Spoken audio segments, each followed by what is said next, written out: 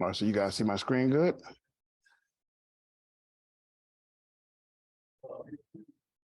All right, good morning. Can everybody hear me? Online? Okay, okay, Monica, you got me. Okay. We're going to open up with a word of prayer as we begin. I'm also getting a couple of housekeeping things on my end situated. We're good? I have, for what, the screen share or what? The microphone, you mean? That's the, yeah, because I was hearing a bump when I was, okay. Give me 1 second here. Okay, let's go open up with a word of prayer. Heavenly Father, we're so thankful, Father, to be here this morning, Father, to worship with you, Father, to begin our week with you, Father, to just set our minds right on your word this morning, Father. Pray for us, Father, as we hear, read, and discuss your word, Father, as we share it. Father, let our discussions bear fruit. Everything that we discuss, Father, let us just apply it to our hearts and our minds, Father, as we go forth this week, Father.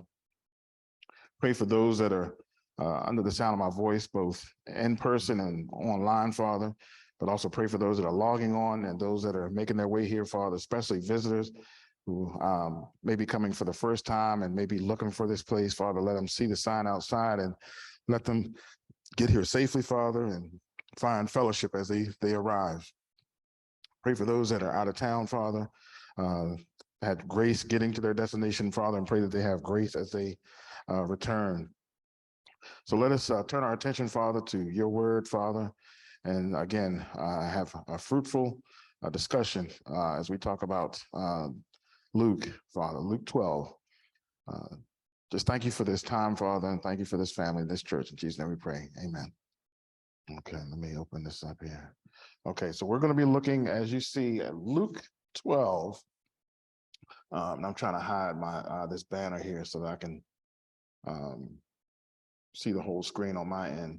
But we're going to be talking about Luke 12. We're picking up where Todd, you left off. And I have here, just, as we're talking about possessions and we're talking about items that we accrue and that we accumulate.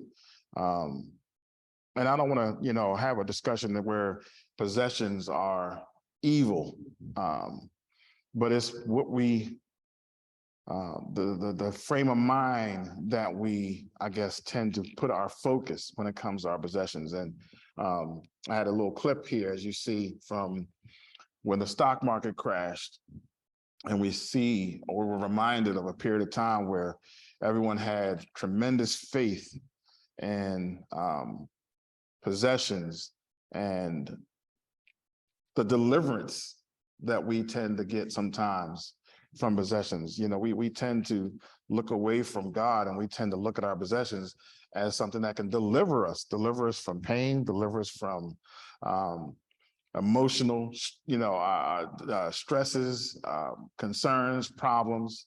When we see commercials, we see about how products, again, can deliver us, can make us feel a certain way. In this particular case here, unfortunately, we've learned that the stock market crash indeed was a crash. And I grew up with grandparents, specifically my grandmother, whose DNA was still impacted by the stock market crash, meaning, I would go to her house, and I was just telling somebody this story recently. I would go to her house sometimes and I would see,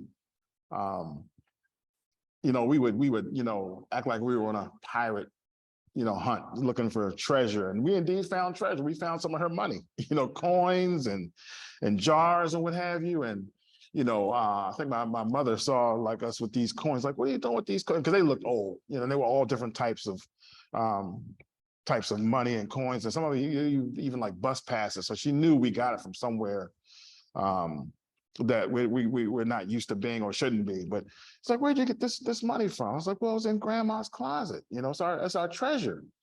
She was like, no, that's her money. I was like, well, why is it her money in closets, and, my grandmother, eventually told us, she was like, well, I don't put my money in banks. And I was little, but I knew about putting, your money in a bank, she's like, we don't, we didn't use, I mean, she had used banks when I was older, but, I most of her money, she would try to put in these jars, because of the stock market crash.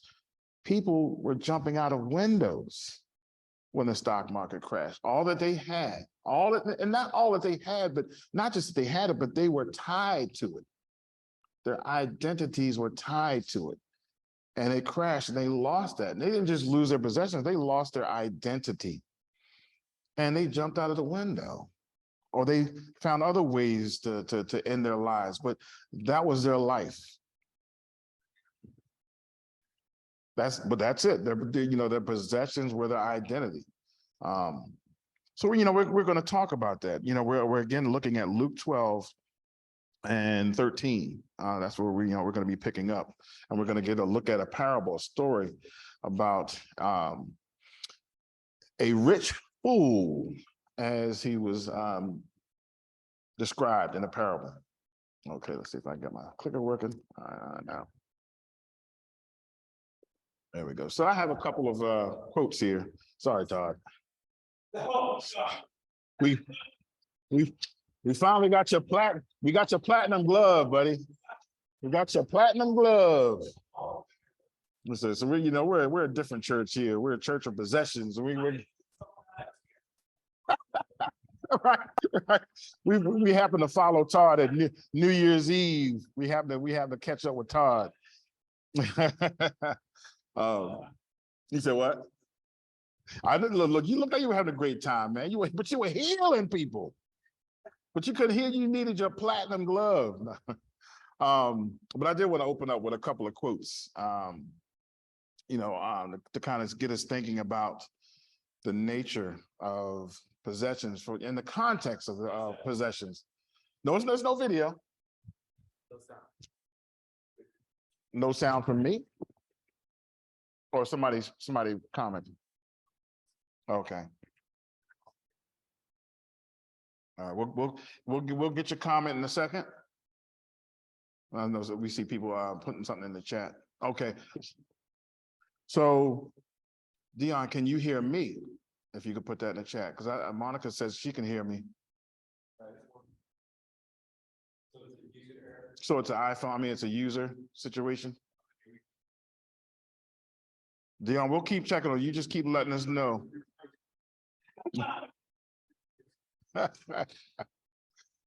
Oh, okay. We'll be working on it. Yeah. Yep. Great possessions are generally accompanied with pride, idleness, and luxury, and these are the greatest enemies of salvation. What do you think that means? What does that mean to you when you hear that being read? That possessions are generally accompanied with pride, idleness, and luxury. How does that strike you guys? What's your feedback when you hear something like that? Anybody? What does that mean to you when you hear that? It means that that when people possess whatever possessions that they actually acquire, that they don't give it back to God. They think so that's where the pride, idleness, and luxury comes in. Okay. Because, we get things and, we're not talking about, it appears we're not talking about possessions, meaning like food or things that sustain us, but we're talking about those extra things, those things that move us away from being sustained, but now things that are extra, things that are for comfort or things that are for entertainment or things that it can even be for, where you need it, like, we need a car. A car can be considered a possession, even though we need a car. But when we start going into the more luxury, and it even mentions luxury, we start moving away from just a horse and buggy. I need to get to the market. Now I need to arrive to the market. The difference there. I have a great quick story. I was talking to my uncle last night, and he's a carpenter in New York City. Can you hear me? Yeah. Okay. Sorry, I didn't know if my audio was working. So my uncle is a carpenter in New York City, and he takes these jobs from people who are extremely wealthy, whether in the city or in the Hamptons, which is like mega mansions. And he was saying that he, the company that he's working with, they have all these rules, such as you are not allowed to use their bathrooms. And if you're out working in the Hamptons where there's no like Starbucks down the street Right. or on the corner, what are you supposed to do? And so he was telling stories about this one house where the guy made his money in Silicon Valley or something like that. He's a tech guy, and he bought this house for $18 million. It was fully renovated, everything, and it was brand new. And he proceeded to have them over the next course of the next year, to tear out all the walls and everything, to replace basically everything, because he wanted these giant cables that had like the capacity to stream something at 8,000 pixels or something like that, where like the greatest pixelation that you can get from a movie is like 4,000 pixels. So it's like, or subwoofers that belong in stadiums, and here he is in this little house, or not little, but so the contrast between, you can't even use these things, and yet people are not allowed to use your bathroom. They're not to be spoken to. All those kinds of things. Certainly, I mean, I just thought it was fascinating and very relevant to this point. It's very much separating you from like treating people with humanity. Right. It reminds me of The Great Gatsby, the novel, and all the excess that we saw in that novel. But then you compare that after the crash, we start looking at stories about like the grapes of wrath, when the country's tree was shaken, so to speak, and our possessions were taken from us, so to speak, and we had to live a different type of existence. You start to look back on, did I really need all that? Or I can't believe I had all of that. What did I need all that stuff for? I somehow, I don't know how it got onto my YouTube timeline, but somehow they show me these clips of former or the mansions of former owners being, typically stars, when they sold their mansion, and you get to look in how they styled their home. And it's like, you see how they are as a person based on how and this was their original, they were the original owner. This wasn't like they bought it from someone else. So everything that was in that mansion was something that came from their idea or their concept. And you just see how they are as a person based on how they lived, so I hope you guys will now come to my house and see, how I live. Yeah, as it relates to great possessions, wealth, and pride, I think success oftentimes gives us the illusion that we did it all ourselves. And I'm putting worldly as the adjective before success, but worldly success, be it like sports, academics, wealth, in whatever capacity the ladder that you climb to the highest is. Right. We don't attribute any other people besides ourselves oftentimes, and we think we did it Or by ourselves. Or because I'm thinking, what say, of course that picture was a joke, but there are some people and the ministerial community that have a lot of possessions, and they can acknowledge that I didn't get these by myself. My flock or what have you blessed me with these, but then it comes an attitude where I might deserve it. So that even if you acknowledge that other people helped you along that journey, it still comes, or can come with an attitude that I deserve it. Talking about the airplane, I need an airplane to reach my flock, and because my flock is now global, but I've seen some people come with the attitude that I actually deserve it. Moving on to the next one, covetous men, by gaping after more, lose the pleasure of that which they possess. As a dog at his master's table swalloweth the whole meat, he casteth him without any pleasure, gaping still for the next morsel. And this one stings a little bit for me. This one has you know, and you all can chime in how this, you know, this impacts you. But for me, it impacts me almost like I have, or I'm losing control. And not only am I losing control as I delve into possessions, but I'm also losing the ability to, I guess, actually enjoy what we say we're looking to enjoy. So we want X, Y, and Z. We get X, Y, and Z, and we're starting back over. Now I need A, B, C again. So I'm a hamster now on a treadmill, and I have little control. And as humans, we don't like to hear that we don't have control over something. We like to believe that we're in control of everything that we do, but this actually makes it seem like we're losing control. Has anyone felt that way? When you get things, you know, if I can just get this, I wanted this, you get it. And then you feel like maybe a couple of months later, now you're looking for the next thing. Now I need this. And I'll be honest, I remember the time when this hit home for me. It was actually at a young age. It was around Christmas. Before Christmas, I just get this one toy. That's all I'll ever want. That's all I ever need. Just give me this. And I got something like it. And I remember I played with it, and it's all new. And I remember a couple of days later, I'm already thinking about what's the next thing that I want. And I was like, wait a minute, do you ever get satisfaction? I know this sounds like, you know, I'm a deep thinker as a child, but I really was thinking like, you know, when will I ever really enjoy something? You have it for a couple of days and you're moving on to the next. Will? I mean, especially younger, that was kind of my mindset, but it's like the older I get, the more I look at possessions and how I can use them for the kingdom, right?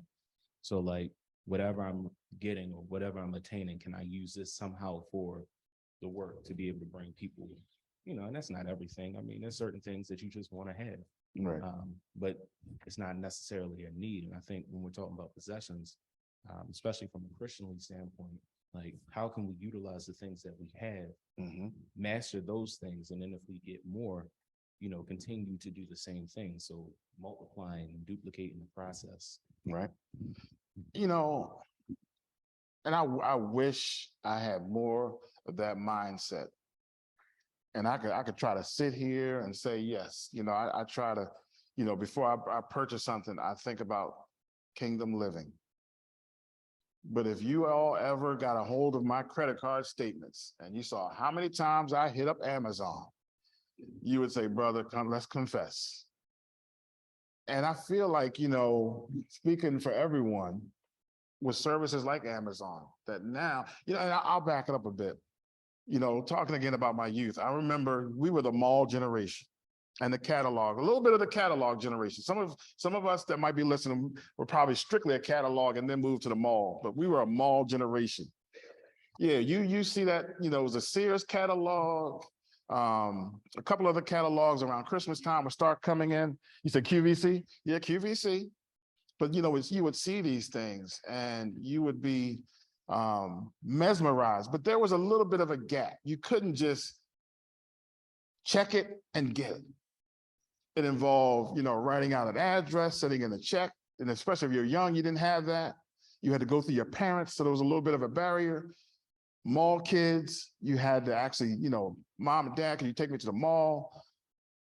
You had to get to the mall, you had to have the money for said item. So there were some checks and balances. Now we have Amazon.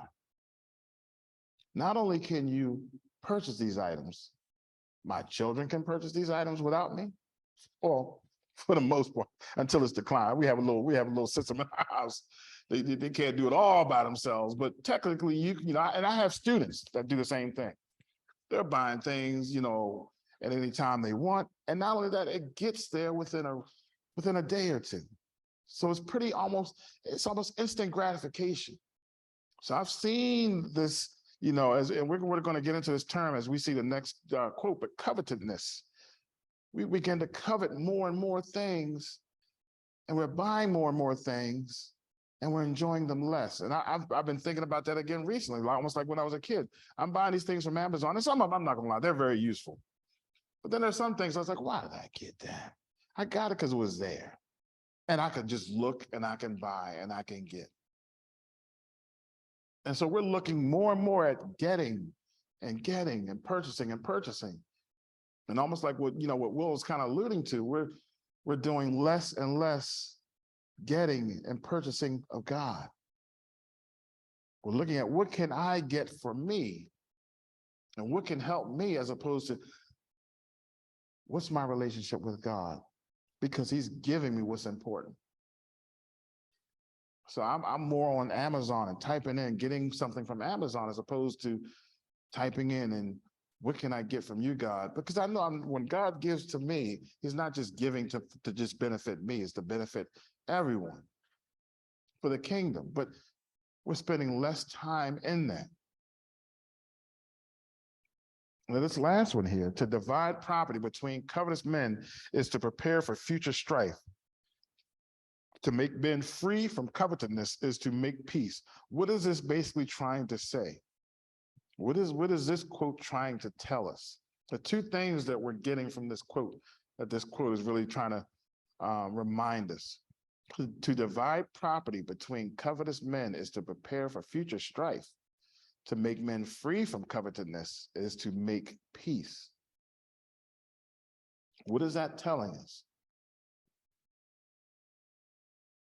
There's actually two things that quote is reminding us. What is it reminding us?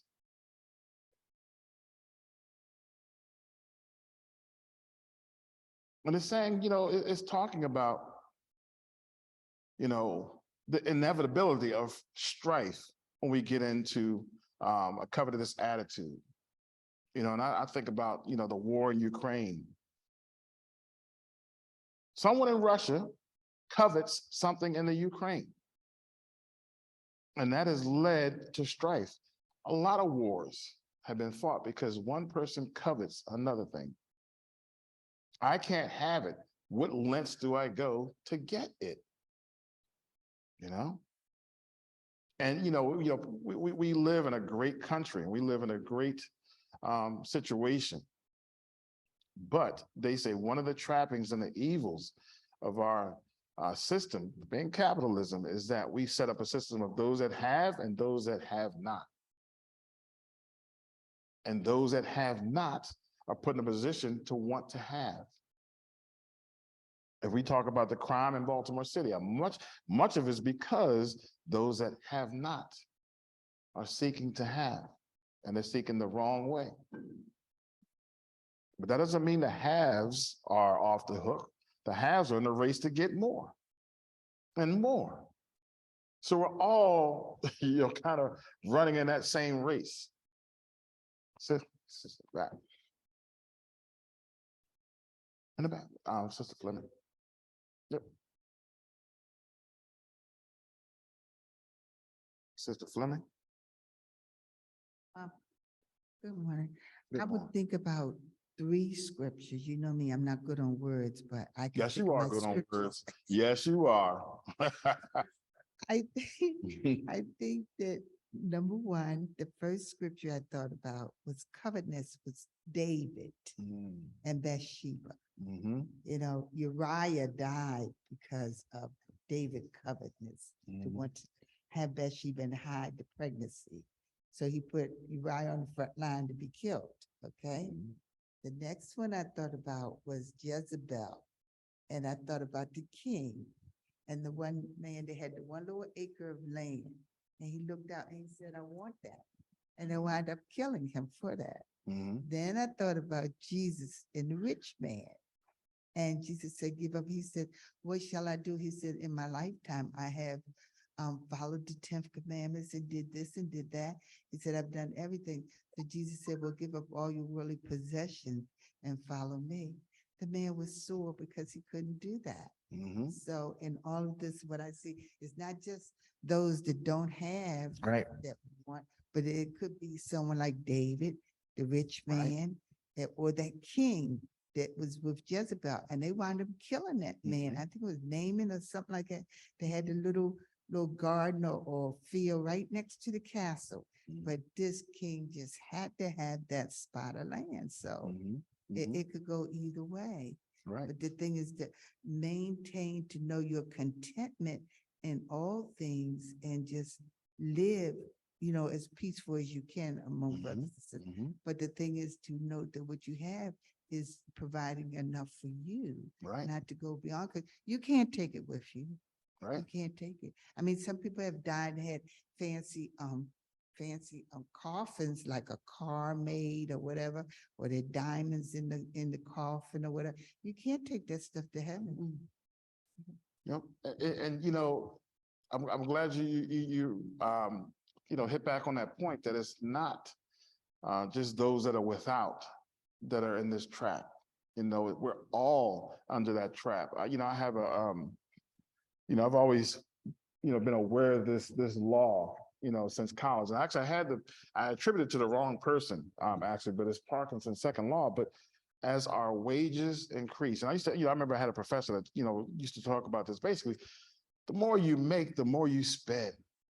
And I used to always hear about that. I used to think it was the iron law wages. It's not the iron law wages. But to me, I was like, it really is the iron law wages because, leaving college and starting, work and make my own little way in life. I used to always think about this in the back of my mind that, the more you make, the more you spend, because I would find myself buying stupid stuff. I was like, why do I don't need that, but I sure went out and bought it. College campuses, when they have those credit card scams, and my college students or those that are going, they have booths waiting for you at the cafeteria to sign you up. You don't need a lot of the things you need. I remember the first credit card I got on a college campus like that. And I went to the store. I bought a skateboard. I was like, what? I bought a skateboard, a little bat, just stupid stuff. And I got back to the dorm. And I was like, what did I get this stupid stuff for? Because I was given the means to get it. It's like, I didn't need this stuff. And that always kind of stuck with me. Like, when you're buying things and you're looking to buy things, the more you make, we I had some financial issues at work where they were not compensating me. So, finances were really tight and we were really frugal. And then they corrected the mistake and there we go. It started all over again. And I started thinking, I was like, what are you doing? You were able to sustain yourself when times are tough. Now times are better and you're buying this stupid stuff. It's like you have to, start to think about, do your possessions have a hold on you? And we're gonna I don't want to jump too far ahead, but we're gonna talk about that in the next coming slides. But let's go ahead and get into the reading, so we actually know what we're talking about. Luke 12:13 talks about and says, someone in the crowd said to him, "Teacher, tell my brother to divide the inheritance with me."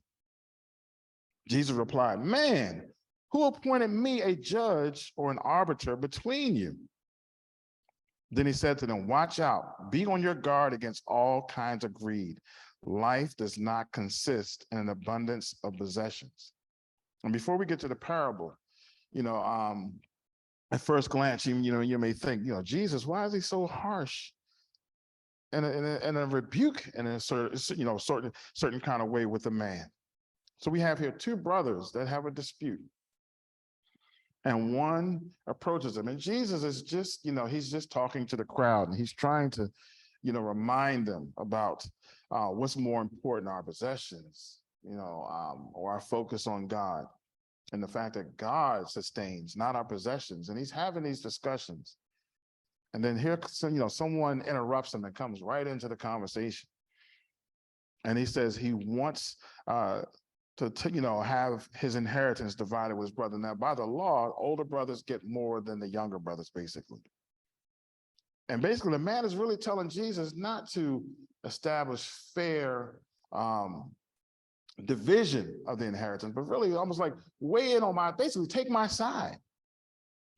Take my side, Jesus. Come right in and, make this situation right. And Jesus, like, almost like a parent sometimes who's lectured for a half an hour. And then, the child or whoever says, something that cuts against what you said. And Jesus like, basically, haven't you heard what I've said? I'm not here to decide about your possessions. I'm here to actually remind you that we should be focusing away from possessions. Taking your eyes off of these things. And here you want me to just judge about your possessions. And he's like, I'm not a judge. I'm not here to do that. And he gives them a sharp rebuke. Watch out. Be on your guard against all kinds of greed. And he doesn't say be on your guard about possessions. He cuts right to the nature. So is he concerned about arbitrating between the two parties? He's trying to go right past all of that and basically saying you're stuck in a mode of greed. You're still tied to your possessions, almost like what you were saying, sister. We go through this laundry list. I've followed the commandments. I've done this and I've done that. Are you willing to part with your possessions? Well, and it's almost like this guy is stuck in that same trap. You got something, Sean? Yeah. So this all reminds me of a book that actually an audio tape that I listened to many times over. It's called The Top 10 Distinctions Between Millionaires and the Middle Class. Ah. And and it's not a Christian book, obviously, but it has some Christian concepts in it. Okay. That the author reveals. But one of the things that the author talks about is he talks about people's motivations based on where they are and based on their social economic status. Okay. And he talks about how poor people, their driving motivation is survival. Mm-hmm. Getting a meal on my table tonight, Mm-hmm. getting money for rent, getting money to pay the gas and electric bill so I can have you. Mm-hmm. That's like the driving momentum behind how they live. Right. And he goes on to talk about the middle class. It becomes more about comfort. Mm-hmm. Do I have a nice home or a decent home that I can be comfortable in? Do I have a decent car?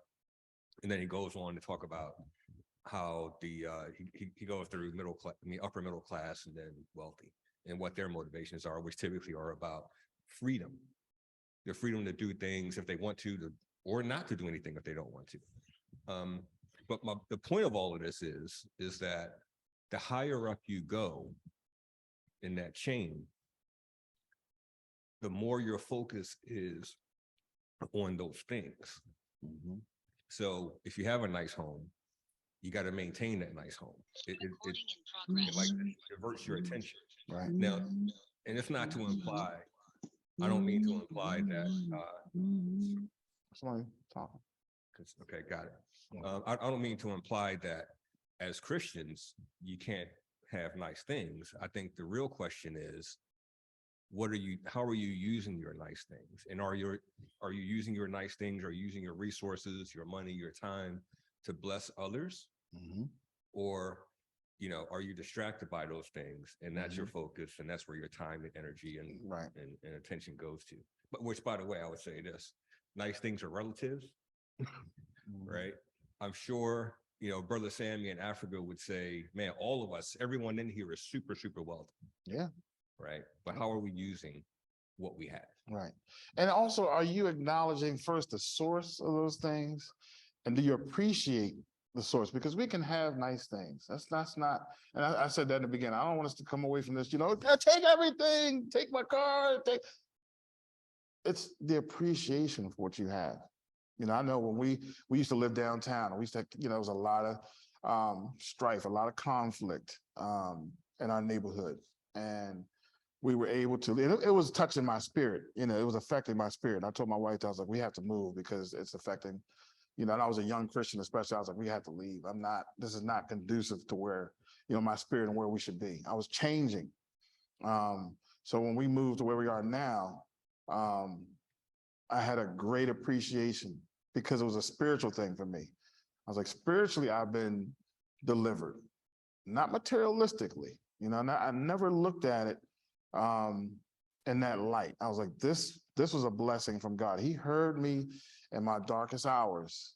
And in a short period of time, not even just, it was a short period. I mean, he could have answered it in his time, not mine. He actually answered in my timing, which was the blessing. I recognized the blessing and the peace that we were able to get from that. And I was like, not everybody's able to do that. And that's what also made me really feel for people that can't just change their circumstance like that.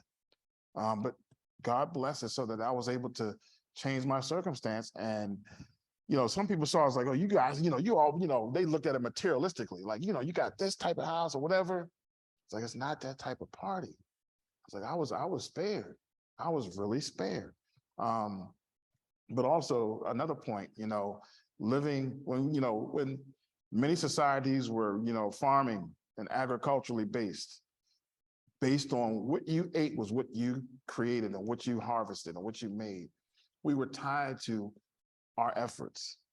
But then as we started to move away from that, we were able to purchase things where it wasn't necessarily about what I made. It was becoming excess. I can buy this, and not only can I buy it, I can store it up.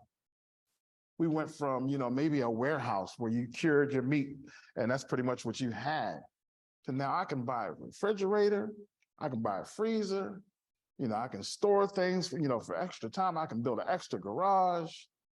I can have a little bit more luxury. I can get there faster.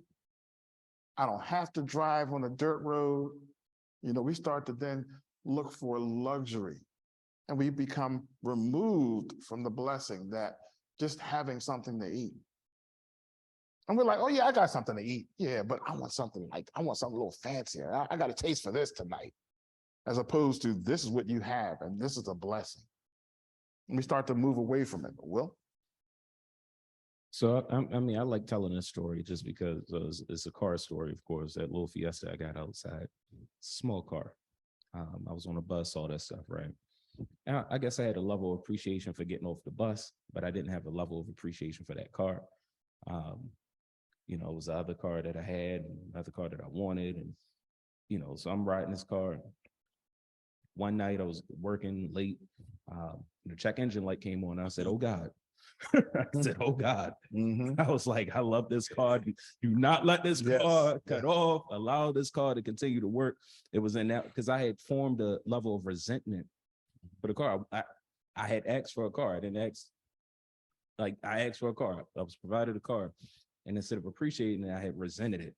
And then in that moment, that check, that literally was a check. It checked me. Let's check your engine. You know what?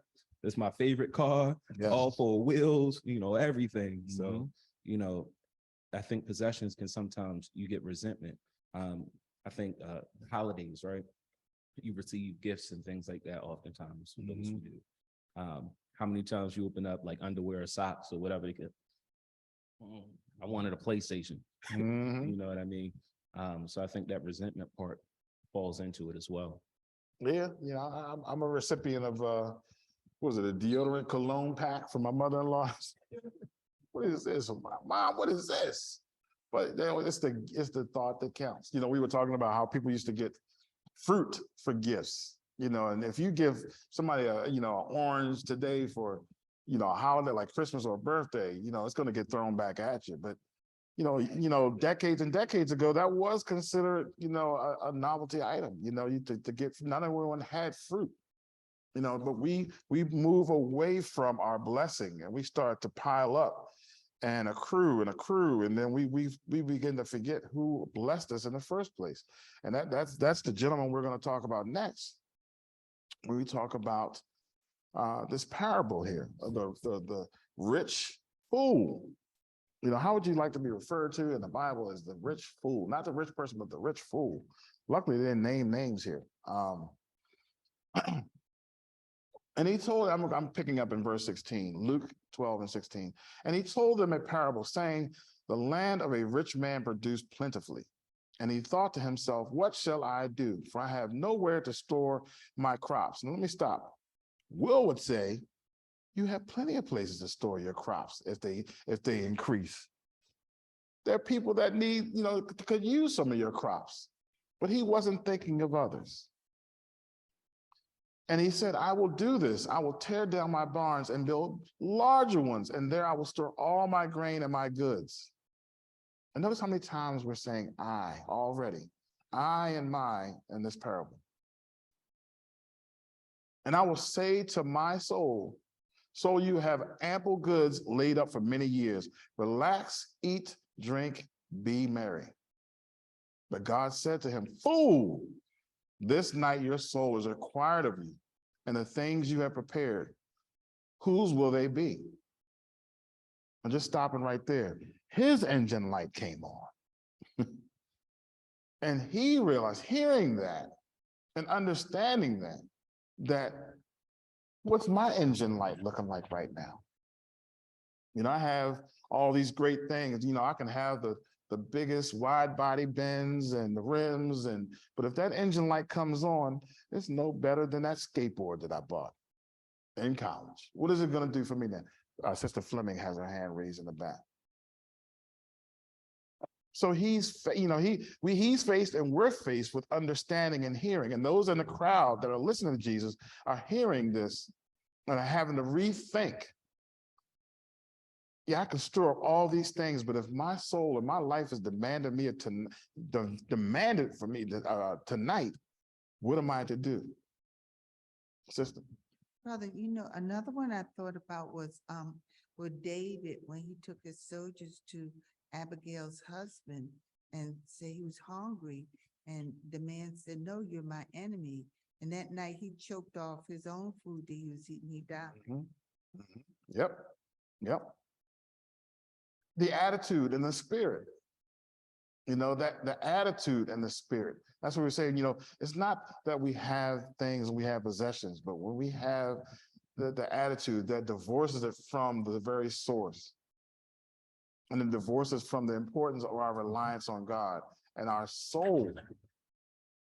Am I getting these things for my benefit, my entertainment only? Am I getting these things and there's a reflection of the blessings that I have, but also how can I use this to benefit others? And don't forget, glorify God. That's right. That's right. Thank you, Mom. Yeah, glorifying God with the possessions that he gives us is that's to me, that's at the top, because it all flows down to benefit others, because we're glorifying God and giving it back to him. And just like in his parable, that's what you're saying when you're speaking to your soul. The soul is supposed to be aligned with God. So he's saying, oh, what was the part? He said, soul, when he's speaking to himself, I will say to my soul, soul, you have many goods laid up for many years. Take your ease, eat, drink, and be merry. Well, that's not for you to do. Look, to put that ease and peace, it should be coming from God. And that's what he missed. Because here's the deal. I think one of you said it is, if his storehouses were to help and bless others because of the abundance, it would continue. The abundance would continuing. So he would have way more, as he's just said, from his eat to ease, so he can eat, drink, and be merry, and he can bless others with that, as long as, he missed the sight of giving God the glory. That's where everything came from. Right. And thank you for that reminder too. And verse 21 concludes saying, so is the one who lays up treasure for himself and is not rich towards God. Okay. But you're right, Monica. That's at the height of what we're should be known, when it comes to our possessions, that, we're glorifying God with these things, and that we're not so dependent on them that we are not cognizant of God's blessing in our life. And I just wanted to use, and I wanted to do this before the parable, for the sake of time. I want to at least make sure we got through the reading. But one of my favorite movies is The Apostle, and I wanted to introduce you to the main character. His name is Sonny, the Apostle, or Robert. I believe it's Robert Duvall. I believe that's the name of it. Yeah, I've shown a clip, and actually, say again. Yeah, that one particular clip. Yes, by the bulldozer. Yes, and it took a lot for him to get to that point where he had that moment in the movie. And actually, I want to either host or online, whatever. I want to show that movie and invite people to watch that with us. I've been wanting to do that for a couple of years now, but it's Sonny. The movie starts off, with a person named Sonny that has zeal as a young boy for the Lord, want to hear the word, preach the word. And that continued throughout his life, where he continued to be able to preach with great zeal for the Lord. And he was blessed with a great family, a great relationship with his mother. And he had his wife, obviously, but he also fell into the trappings of the world, whether it was status, power, wealth and possessions. And much like Todd with the platinum glove, he fell into the trappings.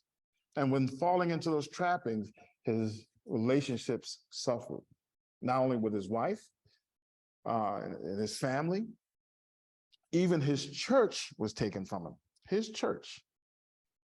And he had a lot of anger towards God. And he did something where he had to now retreat, and he had to leave everything that he had. He broke the law and he had to leave. And he started to, try to hide. And, he, at one scene, he had his car and he, submerged the car in a lake so he could disappear. But as he's disappearing, he doesn't realize it, but his life is becoming simpler again. Without his car, without his clothes, his watches, his jewelry, and his, exorbitant lifestyle, he's reduced to sleeping in a tent at one point. And through that transformation, without all his things, he's starting to, almost like you said, Will, his engine light was checked. And it's like he came back full circle and became that person that he was when he was younger. His tree got shook. Like when you shake a tree and the fruit comes down, all his possessions are falling to the ground. And also, ultimately, it cost him his freedom. But he found contentment. That's what that journey was for him. And, almost like what you were saying, Will, with your example, when that engine light comes on and that car that you may not have even wanted, when that engine light comes on, you realize, but this is still my car. And it can help me through trouble. And it can help me avoid certain things. So it's like our perspective. And it's unfortunate when things have to be taken from us for us to realize their value, but not necessarily the value of the possession, but the value of that who blessed us in the first place. And he had to go through this ordeal to realize his blessings wasn't in his possessions, but it was in his ability to have a relationship with God and then serve others. Before we close, I wanted to ask, some questions. And I thought about this last week when you were preaching, Todd, about, greed and its definition. How would you all define greed? What are some of the things that you would label and define when you think about greed, or when you hear the word greed? What comes to mind? And they said we might have you bouncing around on this one. It's an overabundance. Overabundance, okay. And then I think about gluttony.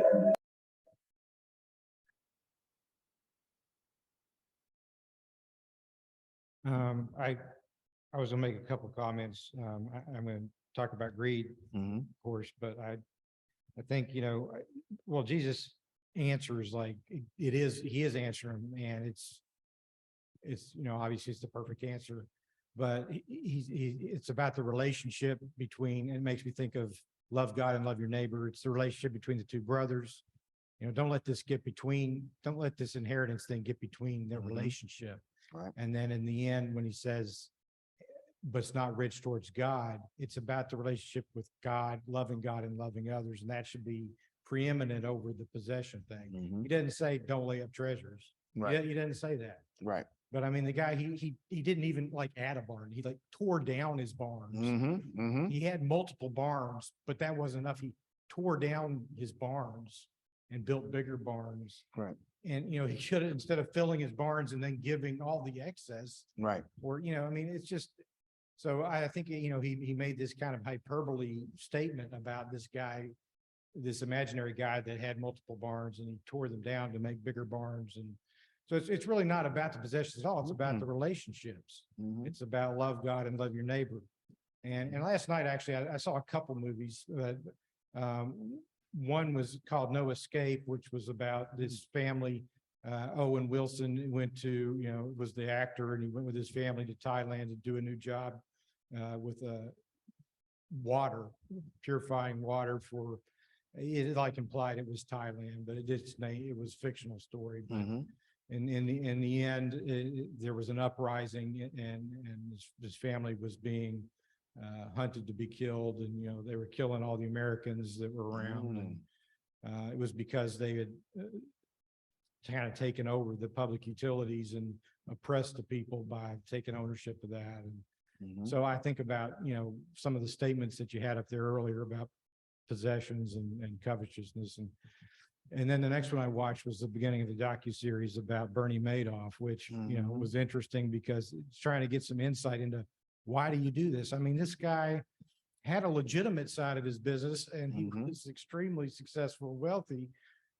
And why did he have this illegitimate investment advisory side of his business where he was doing a Ponzi scheme? And you know, it boiled down to pride and ego and appearance and power over people. And you know, he kind of grew up in a middle class, lower middle class kind of environment, and everything was to him was about that success. It was never enough either, obviously. I mean, he had houses in multiple places, and it made me think, you know, you can't even use or even see all the stuff that you've got. I mean, he was flying into work on a seaplane and all this kind of stuff. It was more about the power, and he almost intimidated the SEC. Like in 1992, I think, or 96, he was investigated by the SEC, and they didn't even like check to see that he didn't even have an investment advisory license. He wasn't even licensed to be in the business. So But he was such a big wig that he like intimidated him because he was like, had been like the head of NASDAQ and all this kind of thing. So that's the kind of, there's a lot of pride, power, all those kinds of things boiled into that word greed. Now, Will, you had I thought you had your hand raised. If not, that's okay. Okay. Sean had oh, okay, one more and then Sean. I'm about to say you're greedy for the mic. No, for me, this is just a matter of just having no discipline and just a lack of self-control. And it's actually something that I'm really trying to pay attention to. A lot of things that I think I need, I certainly don't. So, and I really appreciate this today. So this is very much on point for me. Okay.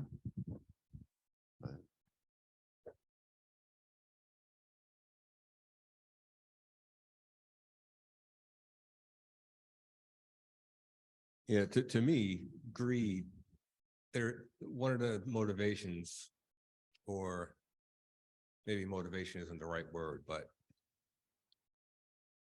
greed to me it's about it's about me and you.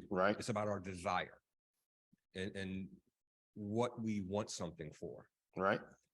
You know, would I love to earn more money? Sure I would. Is that necessarily greed? No. But if I want more money because I want to stop driving 20-year-old cars and I want to buy a brand new Mercedes, that could be greed. If I want to raise money, say for a charity, is that greed? No. But there are similar things. I'm desiring more in both cases. But what am I going to do with it? Why am I desiring more? There's a lot in the why. You know, do I want to make more money so I can give more money to church? That's far different than wanting to get more money so I can get more things for myself. And so, I think the motivation, when it's not for me, it's a different scenario than when it's just all about me. Just like Bernie Madoff. I wanted to also add this. I'll keep going ahead, but I had to correct a little Yoda-like mistake.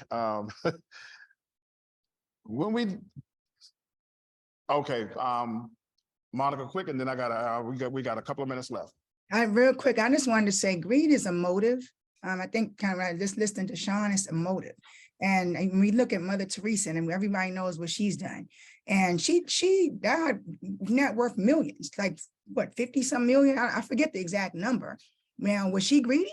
You know, was there greed there? Absolutely not. Thank you for letting me share.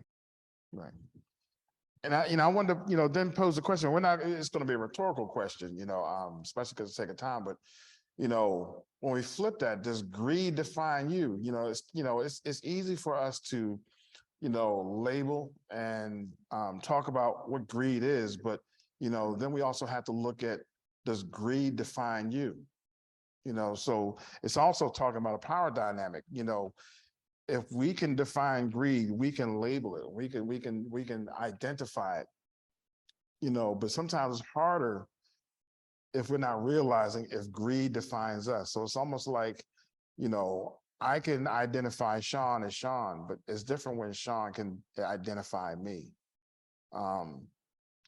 Greed defining you attributes that greed has the power, as opposed to when I define it, Todd, you're always big on naming your demon, naming your target, and exorcists, as part of their ritual, they always make it a point to have, when they're dealing with a demon, to have that demon be named. Jesus, when they encountered them, naming that demon, letting that demon know that I know who you are. And when I know who you are, I can define you, and I can actually see my target. Like you were mentioning last week about, the target.